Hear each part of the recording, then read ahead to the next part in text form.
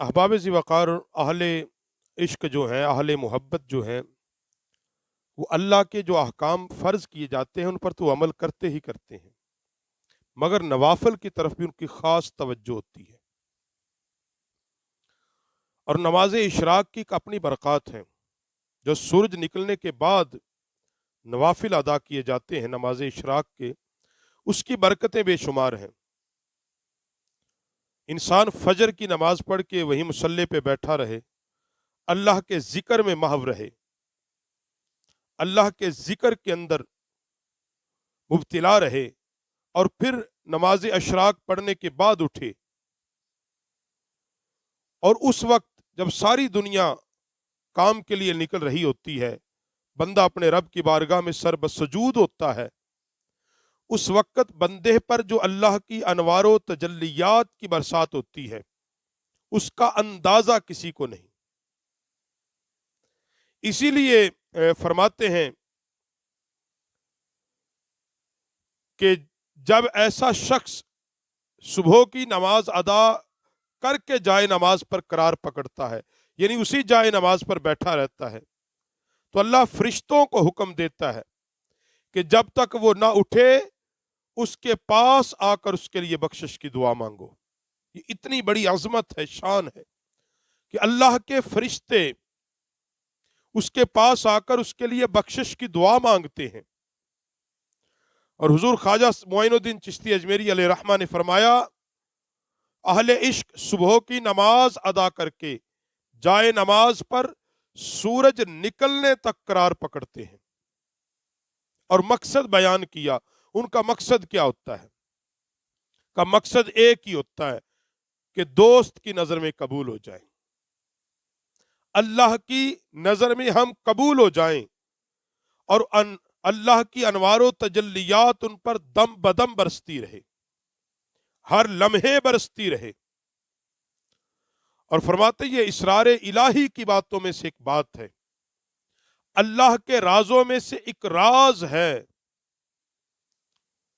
और हजरत जुनैद बगदादी ने इसको बयान किया है। फरमाते हैं कि आका अलैहिस्सलाम ने एक दिन शैतान को गमगीन देखा।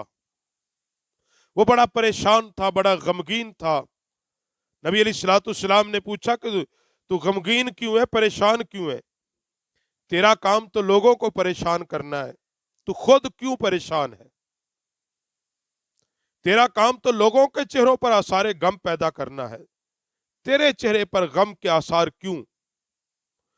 अर्ज करता है कि अल्लाह के नबी, आपकी उम्मत के 4 गिरोह होंगे, और 4 गिरोह सबसे 4 गिरोह ऐसे हैं जो मुझे परेशान करते हैं। उनमें से सबसे पहला गिरोह मुअज्जन, जो अजान कहने वाले लोग हैं, उनका गिरोह है। अजान कहने वालों का गिरोह है। इस वास्ते के जब अजान कहने वाला अजान कहता है, आजान सुनने वाला आजान सुनता है, और फिर वो बंदा उस मुअज्जन की आजान पर आजान का जवाब देता है।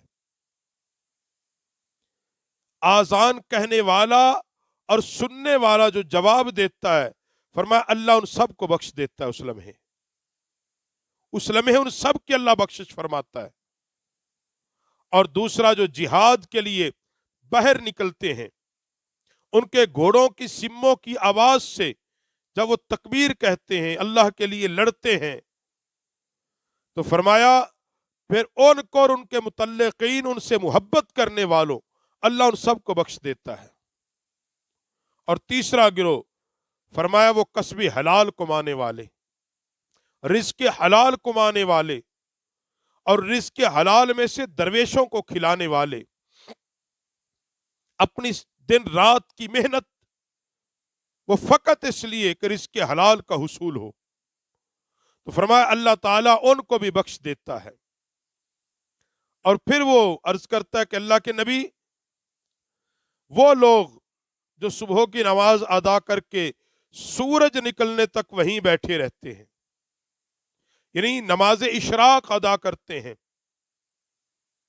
और सूरज निकलने तक अल्लाह की याद में मशगूल होते हैं, اللہ کے ذکر و فکر میں مشغول ہوتے ہیں اور اشراق کی نماز ادا کرتے ہیں، تو عرض کرتا ہے کہ اللہ تعالیٰ اس کے 70,000 متعلقین کے ساتھ اس کو اللہ بخش دیتا ہے اور دوزخ کے عذاب سے اسے خلاصی عنایت کرتا ہے۔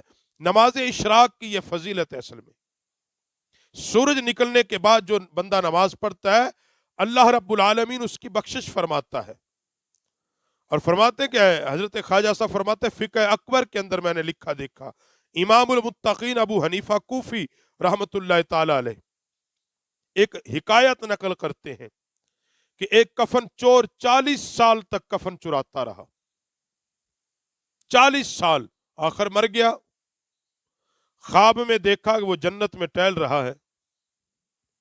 کسی نے پوچھا بھی تیرا کام تو کفن چور تھا، لوگوں کے کفن چوری کرتا تھا، مردوں کے کفن چوری کرتا تھا، اور اب تو جنت میں ٹہلتا ہے، یہ مواجرہ کیا ہے؟ اس نے ایک بات کہی، اس نے کہا کہ جب میں صبح کی نماز ادا کرتا تھا نا، تو میں اسی مصلی پر قرار پکڑتا تھا، اللہ کا ذکر میں مشغول ہوتا، اور پھر اشراق کی نماز ادا کرتا، اور مجھے یقین تھا کہ اللہ عمل تھوڑا بھی ہو قبول کر لیتا ہے، اللہ تھوڑا قبول کرنے والا ہے اور بخشنے والا زیادہ ہے۔ بس یہ مجھے تھی کہ میں یہ جو عمل کر رہا ہوں، اللہ اس عمل کے سبب میری بخشش کرے گا، کہ اس کی برکت سے اللہ نے میرے جو برے کام تھے، میرے افعال تھے، میرے کام تھے، ان کو نہیں دیکھا، بس نماز اشراق کی برکت سے اللہ نے مجھے جنت میں اس درجے پر پہنچا دیا ہے۔ تو بتانے کا مقصد یہ احباب ذی وقار، یہ عارف لوگ جو ہیں وہ اسی لیے نوافل کو کثرت کے ساتھ ادا کرتے ہیں، اور نماز اشراق کی جو عظمت ہے، جو فضیلت ہے، وہ اس قدر نبی علیہ الصلوۃ والسلام نے فرمایا کہ جو بندہ وہ 2 رکعت نفل ادا کرتا ہے، اللہ فقر و فاقہ سے اسے محفوظ رکھتا ہے، بھوک سے محفوظ رکھتا ہے۔ تو اس لیے ہمیں کوشش یہ کرنی چاہیے کہ ہم فرائض کے ساتھ ساتھ نوافل کی طرف بھی جائیں۔ کیوں؟ اگر فرائض میں کمی ہوگی تو ان نوافل کے ذریعے اللہ فرائض کی کمی کو پورا فرما دے گا۔